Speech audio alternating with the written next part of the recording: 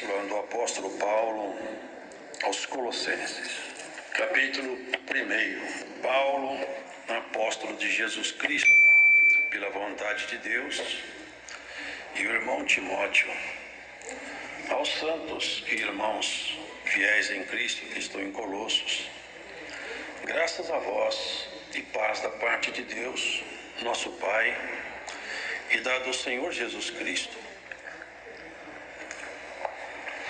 Graças damos a Deus, Pai de nosso Senhor Jesus Cristo, orando sempre por vós, porquanto ouvimos da vossa fé em Cristo Jesus e da caridade que tendes para com todos os santos, por causa da esperança que vos está reservada nos céus, da qual já antes ouvistes pela palavra da verdade do Evangelho, que já chegou a vós, como também está em todo o mundo, e já vai frutificando, como também entre vós, desde o dia em que ouvistes e conhecestes a graça de Deus em verdade, como aprendestes de Epáfras, nosso amado conservo, que para vós é um fiel ministro de Cristo, o qual nos declarou também a vossa caridade no Espírito.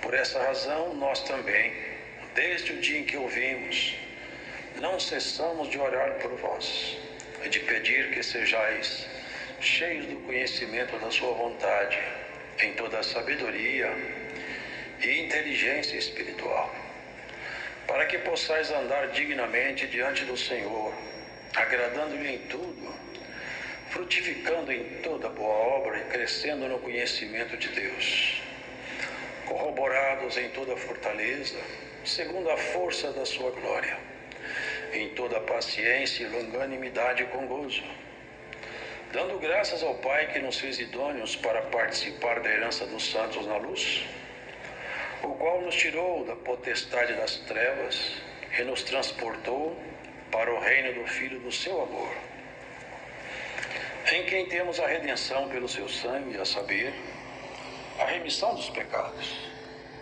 o qual é a imagem do Deus invisível, o primogênito de toda a criação.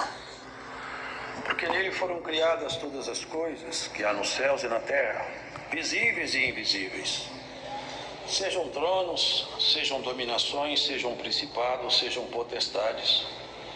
Tudo foi criado por ele e para ele. E ele é antes de todas as coisas, e todas as coisas subsistem por ele. E ele é a cabeça do corpo da igreja, é o princípio e o primogênito dentre os mortos, para que em tudo tenha a preeminência, porque foi do agrado do Pai que toda a plenitude nele habitasse, e que, havendo por ele feito a paz, pelo sangue da sua cruz, por meio dele reconciliasse consigo mesmo todas as coisas, tanto as que estão na terra, como as que estão nos céus. A vós também, que no outro tempo erais estranhos e inimigos do entendimento pelas vossas obras más, agora contudo vos reconciliou no corpo da sua carne, pela morte, para perante ele vos apresentar santos, irrepreensíveis e inculpáveis, se na verdade permanecerdes fundados e firmes na fé, e não vos moverdes da esperança do Evangelho que tendes ouvido, o qual foi pregado a toda criatura que há debaixo do céu, e do qual eu, Paulo, estou feito ministro. Regozijo-me agora no que padeço por vós, e na minha carne cumpro o resto das aflições de Cristo pelo seu corpo, que é a igreja, da qual eu estou feito ministro segundo a dispensação de Deus, que me foi concedida para convosco, para cumprir a palavra de Deus. O mistério que esteve oculto desde todos os séculos e em todas as gerações, e que agora foi manifesto aos seus santos, aos quais Deus quis fazer conhecer quais são as riquezas da glória deste mistério entre os gentios, que é Cristo em vós, esperança da glória, a quem anunciamos, admoestando a todo homem e ensinando a todo homem toda a sabedoria, para que apresentemos a apresentemos todo homem perfeito em Jesus Cristo. E para isso também trabalho, combatendo segundo a sua eficácia, que obra em mim poderosamente. Amém.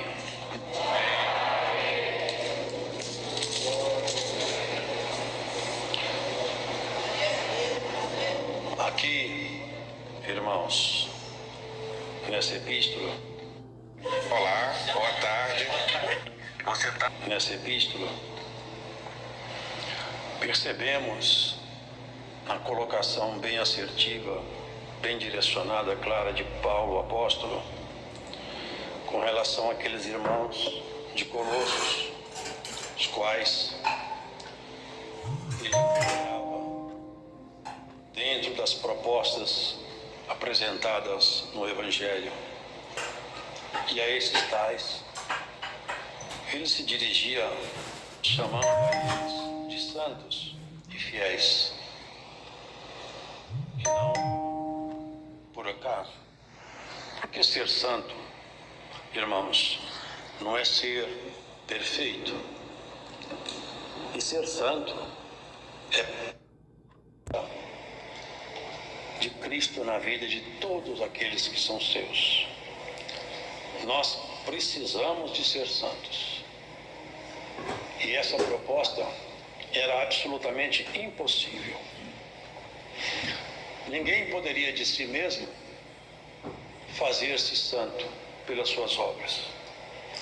Ninguém poderia alcançar essa posição em Cristo se Cristo não tivesse outorgado a ele o perdão, para que a partir então de um perdão imerecido, o ser humano pudesse caminhar na direção de um aperfeiçoamento.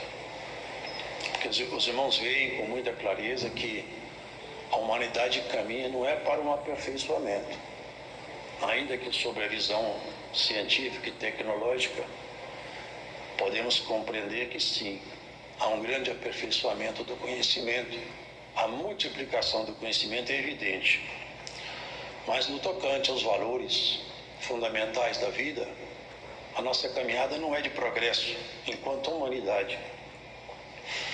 Enquanto humanidade nós caminhamos, lamentavelmente, de treva em treva e de queda em queda.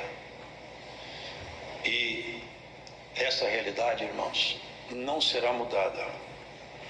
Essa realidade seguirá adiante, porque o homem natural, o homem desse mundo, ele vai amadurecendo em tudo quanto a inclinação da carne propõe. Mas aquele que é chamado para ser santo, ele vai se aperfeiçoando em Cristo.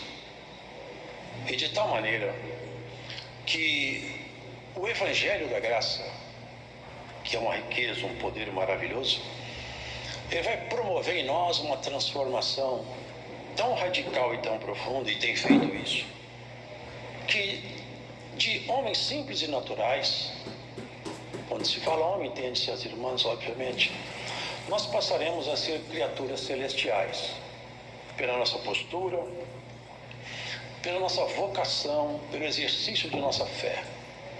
Porque, irmãos, Paulo, ele dava graças a Deus, apresentava perante a essa irmandade o que ele via lá dentro, no corpo daquela igreja.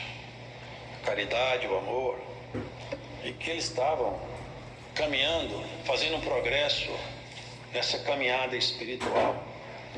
Porque desde que nós nascemos, nós estamos seguindo um curso, a marcha da vida. A marcha da vida é nascimento, crescimento, a maturidade, velhice e morte. E debaixo desse ciclo, nós vamos fazendo nossas escolhas até que nosso tempo acabe. Até que o Senhor diga, cessou seu tempo. A partir desse momento que o tempo acaba, não há mais negociação. A morte também não aceita negociação. É só até o momento da morte, é o tempo